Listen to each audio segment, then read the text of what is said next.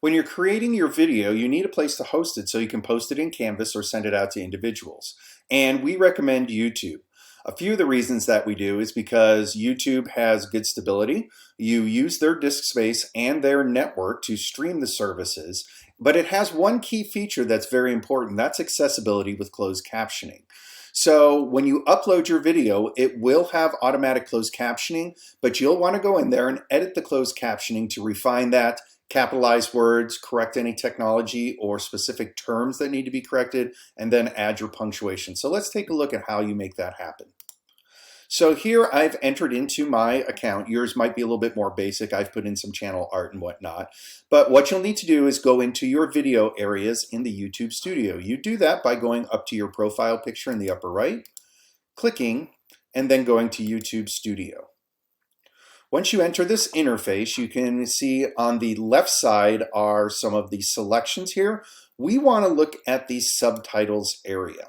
Now, as you've uploaded your videos, it can take up to 24 hours before your automatic closed captioning is there. But normally here, you're going to see one language is already set. And if we were to look at this, it's going to say that this is English. And you can see right here that this is the automatic closed captioning.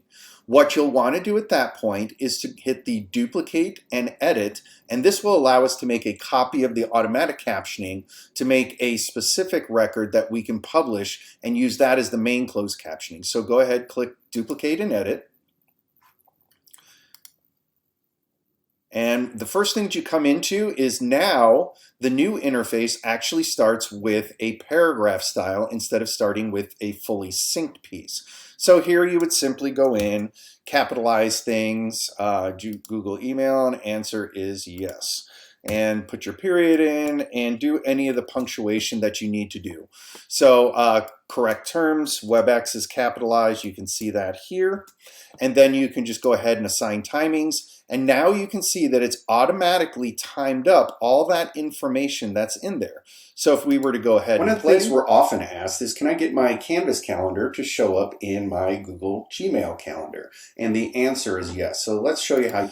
And you can see that it does a pretty good job on timings. If you find pieces aren't timed up exactly, you can always move those. You can shorten time and lengthen time if needed by grabbing the very end and shortening it so you can see it ends there and there's a little bit of space between there. Or you can just go ahead and enter in times as well.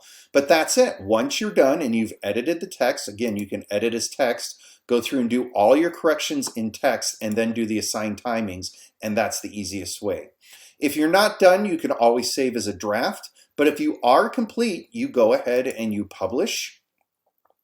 And now that's going to be the published piece that people can find. You can always unpublish your automatic captionings now, so people won't be able to find those, and you've got your corrected piece that's in there. So if you do have any questions about captioning in YouTube, please give us a call at CTL. We'd love to walk you through and help you get this done.